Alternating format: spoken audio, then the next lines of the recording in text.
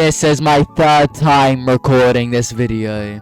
Hey guys, I know, different angle, it's gonna change in just a second. But anyway, hi everyone, welcome to my channel. Today we're gonna be discussing Danganronpa 2 by 2 theories, predictions, like what I want to happen in the game, and why are they even making a new game? Like, what is the point? But first, just please like, subscribe, comment. I think I'm getting a phone. Hello? Oh my gosh, Margaret! Who are you? Yeah, makes sense. Yeah, Vecna can be a real piece of work sometimes. Oh, you wanna... Oh, okay, I don't see why not. Come on, I'll let you take center stage then. Well, with all that out the way, let's start with a short trailer analysis. Now, the trailer starts like the original game does, with Nagito standing over us with a different shirt design, which I'll touch on later, saying his iconic line, "Hey, you seem pretty out of it," while then cutting to the Danganronpa 2x2 logo, which is obviously a play on Danganronpa 4, while then showing new updated locations of the game. It then cuts to Nagito and Hajime standing on a balcony looking down at a boat, most likely being the boat from the end of the base game. It then shows some more of the cast, then we get shown the trial room, which had a complete redesign and design overhaul, with Monokuma statues everywhere. Then we cut to the non-stop debate, while seeing Mahiru cutting in like the first trial. But, notice anything weird? Yep, the people. Mahiru is positioned next to Mikan, an empty bench in this version, while in the original she was near Kazuichi and Hajime. I'm unsure as to why they changed this, but it's probably important. And that's where the trailer ends. Now, these are theories I found on the internet, but this first theory / scenario was left on my Spin the Wheel video by @Lolistan, filling in for the scenarios I couldn't think of. And it says, for chapter 2, Sonya could have been annoying Fuyuhiko, and before Fuyuhiko kills Sonya, Gundam kills him. Now, this is obviously because Gundam kills Fuyuhiko. And they also came up with executions, but I'll touch on that later. And for chapter 5, Nekomaru could have been upset for Akane's death, and gets mad when the imposter tries to help him, and attempts to kill him. But the imposter comes out on top, killing Nekomaru. Okay. And this is the execution for Hiyoko. Hiyoko is placed in a room with a photographer recording her dance. The photographer is Monokuma, dressed up as Mahiru. Hiyoko then has molten iron shoes put on her feet, forcing her to jump around in pain. As Mahiru-kuma records it, he eventually gets tired and bored, throwing the camera at her, killing her. I personally like this, as it really shows Hiyoko's guilt for killing Mahiru in this version, which she did, by the way. And then for the ultimate imposter's execution, the original Byakuya is shown on a piece of paper. Monokuma then comes in and tries to make a copy, but the copy ends up being the imposter. Monokuma tears it, makes another copy, the imposter shows up again. Monokuma tears it, the cycle continues until Monokuma gets mad and just burns down the entire room, printer included. Now, let's get on to other theories. Now, I don't have these people's usernames sadly, but I will go on to the first theory. What if they kill Hajime in one of the chapters, and then he returns as Izuru Kamakura, making everyone has no choice but to side with Nagito, our new protagonist, against Hajime, who went from the protagonist to the antagonist. To me, I think Sonya would do what Celeste did to Hifumi and trick Kazuichi into killing Teru Teru for her, due to this intense simp nature for her, and then she would kill Kazuichi, causing Gundam to go against her in the class trial for killing the one person who did more for her than everything. This would allow Gundam to finally give Kazuichi the respect he deserves. They should add Ryota Mitarai into the game instead of Makoto, so then we would have a complete Class 77B. I feel like Akane will try to attack Monokuma at the start of the game and die off, being the first death. Now this is a whole part dedicated on what I want to happen in this game, and my theories. So first, I want Hajime to die. I know, but I think it would be an interesting choice, kind of like Kaede being a murderer, but Hajime being a victim. It could be the huge twist they were talking about, and it'd be even better if he had no killer. Now, I'm not talking about he kills himself. I'm thinking about, imagine he dies from natural causes, like a heart attack or something, or brain damage from his lobotomy, or the boat squishes him.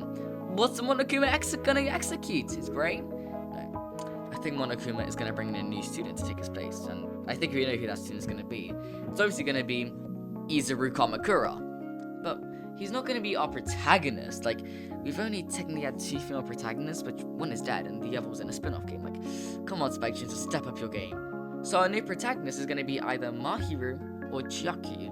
I'm bearing more to Mahiru because she was going to be the original protagonist, I'm pretty sure. With our antagonist of Azuru Kamakura.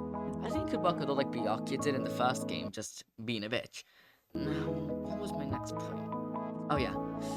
The ultimate imposter should not be Byakuya.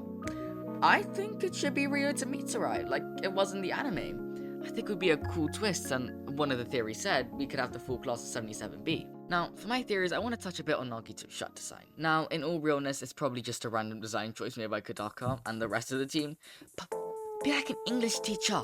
What could this represent? Now, it might be a bit of a stretch, but I think it means Nagito might be the same entity in the base game. Now, Nagito's shirt has a spiky and sharp design. And how did Nagito die? A spiky and sharp spear. Now hear me out. Ew! We're gonna talk about my scenarios I want to happen. But I'm not gonna be talking about why, so I'm just gonna read them out now. Sorry guys, I was just getting a snack. Of course you're getting a snack. What did you say to me, Margaret?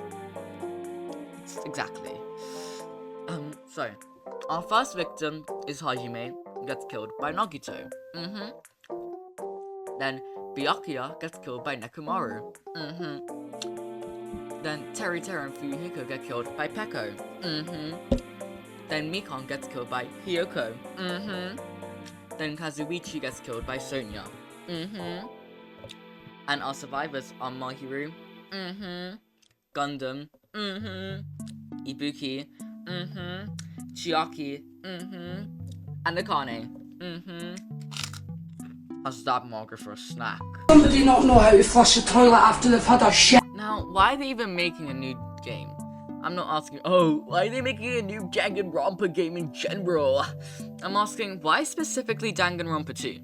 As in an interview, Shohei Sakakibara, I probably pronounced that so wrong, was asked by an editor, Tadashi Miyawaka, and this is what was said. Creditor Asaka Lucy DRRC on Tumblr. He didn't clearly state what options were considered, but it was implied that many possibilities were discussed, including a sequel, spin-off, and even a remake of Danganronpa Trigger Happy Havoc. Miyawaka asked such questions, and his response suggested that these were options that had indeed been contemplated. Why specifically Danganronpa 2? Is it because it's the most easiest to change? Is this remake canon? Are there gonna be new characters? Because, quote... One question Sakakibara consistently refused to answer despite repeated attempts by the MC and Miyawaka was whether the new scenario includes new locations, new characters, or characters from anywhere else in the series.